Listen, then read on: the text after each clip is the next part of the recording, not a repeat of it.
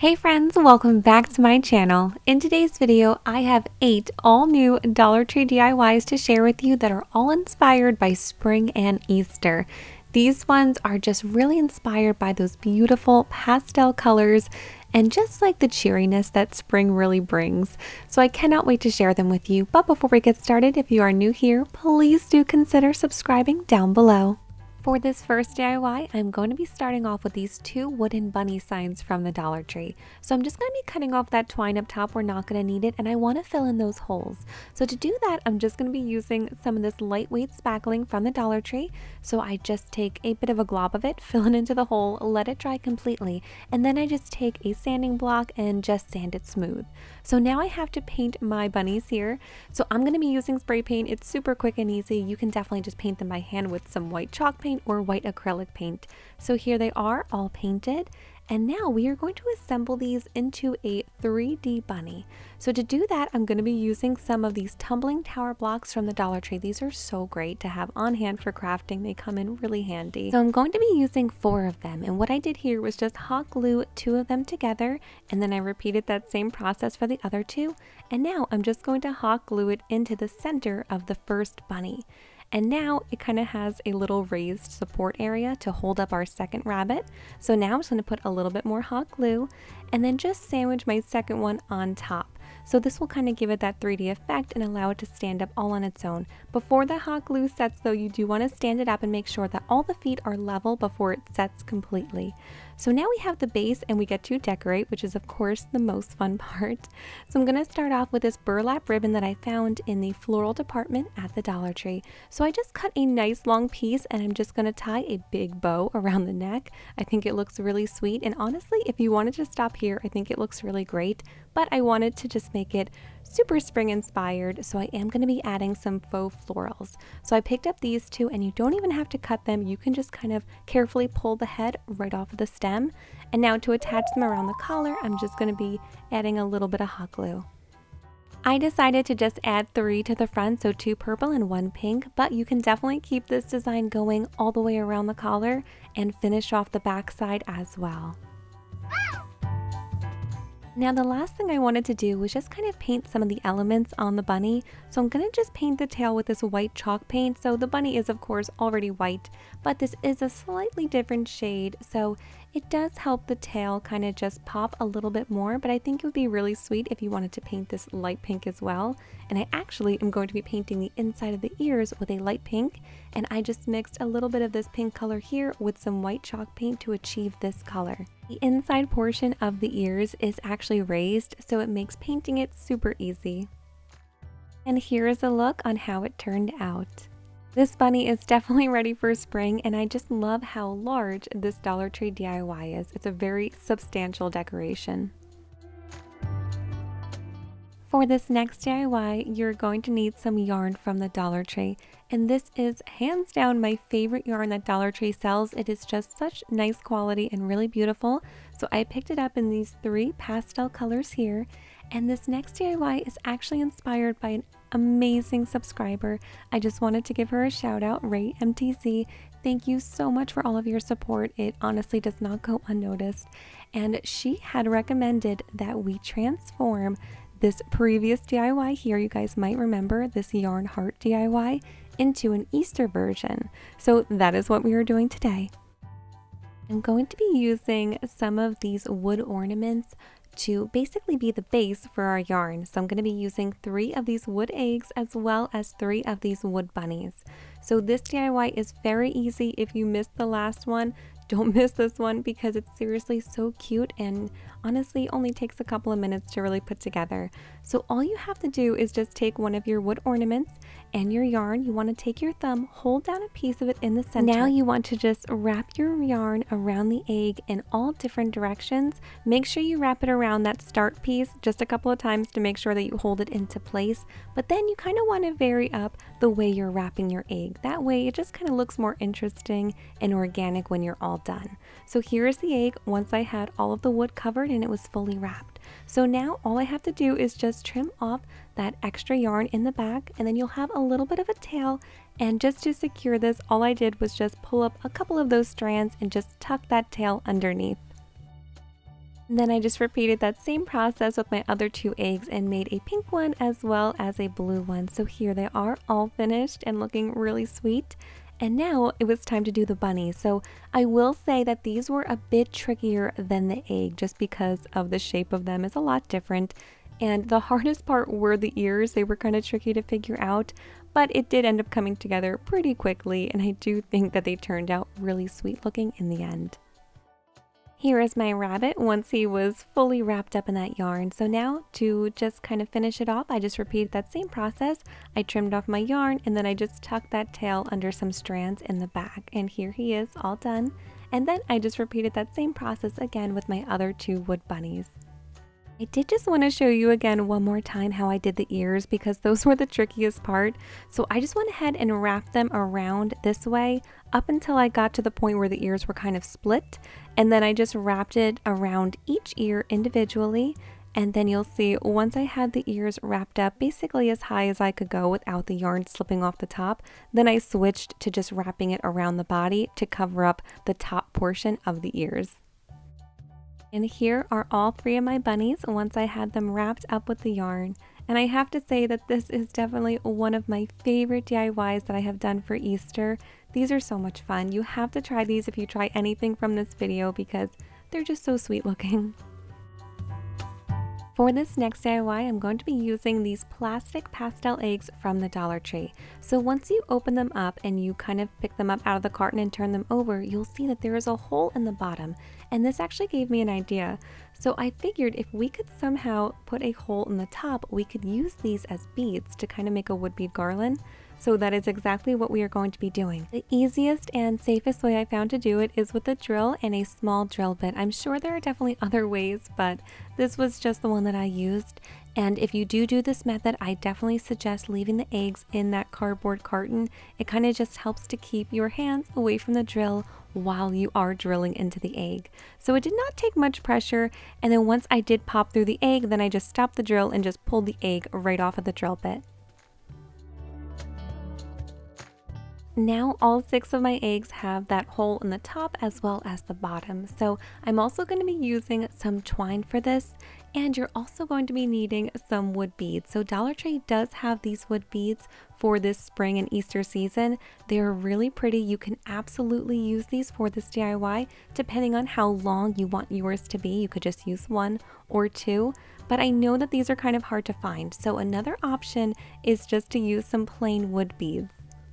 These are just from Amazon. I will leave a link from them down below. They are pretty inexpensive. You get a bunch of them, and I do use these for other crafts as well, so I do like to keep them on hand. And I'm going to be using 35 of these beads today. I want to start off by making a loop on the end of my twine. That way when my garland is finished, it is really easy just to hang up on a hook or on a nail. So to do that, I'm just going to take my twine here and kind of just fold a bit of it over, make a loop around my finger. Then I'm going to take that loop and kind of just twist it around and pull it through to secure a knot. I really hope that that makes sense. It might just kind of be easier to see than it is to explain. Now that I have my loop secured, I'm just going to measure out how long I want my garland to be, and then I do like to give myself just a little bit extra of twine to kind of work with in case I have to just trim it at some point if it gets too frayed, or if something like that happens. It's always easy just to give yourself a little bit of extra rope. And now I'm going to show you a trick on how I got the eggs onto my strand here. So to do this, I'm just going to be taking some painter's tape, and I want to make sure that it's longer than the egg itself. So then I'm going to place my twine in the center of that tape and fold it over and try to make sure that the rope is all the way against the fold on the bottom. And you just want to just kind of press down as firmly as you can. So now I'm going to take my scissors, and you'll see that that rope is all the way at the edge, and I want to trim as close to that rope as I can without actually hitting it, because then it would just kind of cause the tape to open back up. And then you'll see that I did kind of cut a diagonal on the end there, so this is going to act as our makeshift needle while we are making our garland. Now we can start to add our beads. So I decided to put 5 beads in between each egg, and I'm going to be starting off with 5 beads here and then adding 1 egg, and then just continuing that pattern until I am all out of eggs. If this method does not work for you, you might want to switch to a thinner strand or rope. And you can definitely just even use a really tiny twine or even some thread if you double it up and it's some nice sturdy thread. And you can use a doll needle, which is much longer than a traditional needle, which will make the process a lot easier. But I had no issues using this kind of tape method here, and it worked out really well in the end. Now I am just adding my last egg to my garland, and then I'm going to finish it off with 5 more beads. And I'm going to be using that same method that I used to start off my strand, and I'm just going to finish off my twine with that loop again. That way we can just hang it very easily.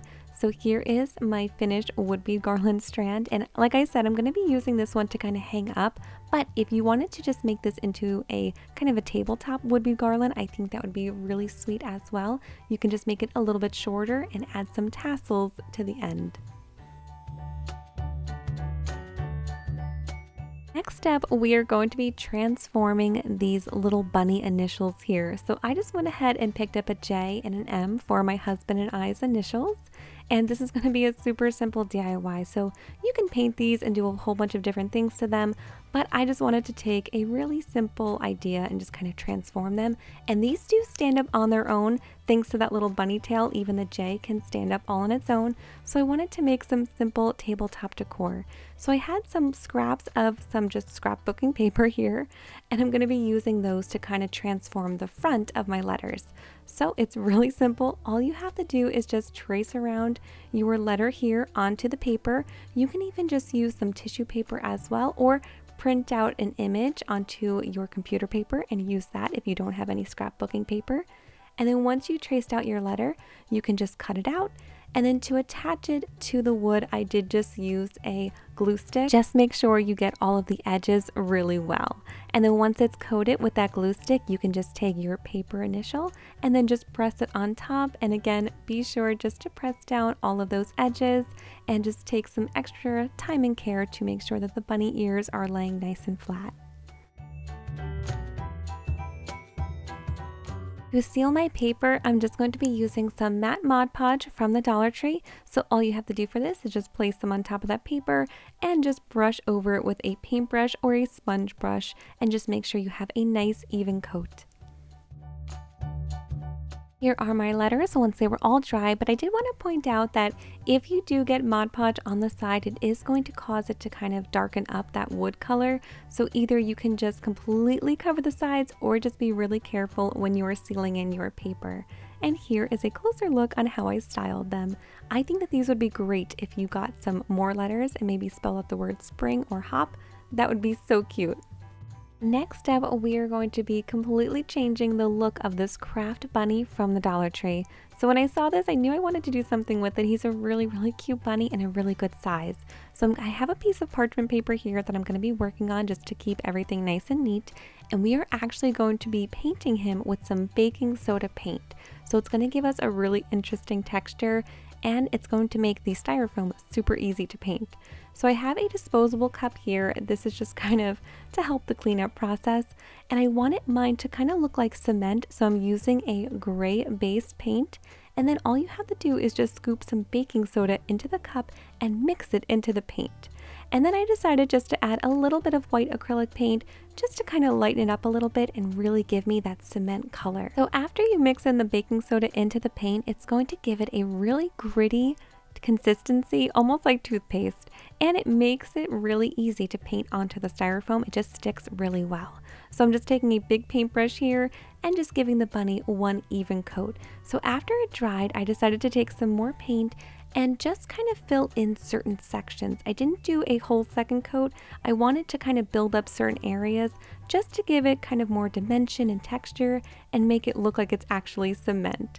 So here is how it turned out, and it has a really good texture to it when you touch it and pick it up as well. And now we just have to decorate it. So to do this, I'm going to keep it really simple. We're just going to tie a little bow around the neck. I picked up this purple gingham ribbon at the Dollar Tree in their Easter department. And now I'm going to take some faux florals. These are mini baby's breath. And I'm just going to be cutting off about 5 of them and then hot gluing them around the collar. And here is a look at the finished result. I think this one's precious, and baking soda paint is just so much fun. If I didn't mention it, you can pick up baking soda at the Dollar Tree in their kitchen department. and this would be really fun if you wanted to do a terracotta version as well.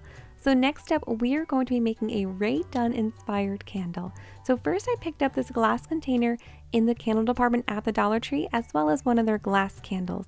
So first we have to melt down this wax. So to do that, you can just put it in a large pot of water on your stove and just put it over low heat, and it will melt that wax.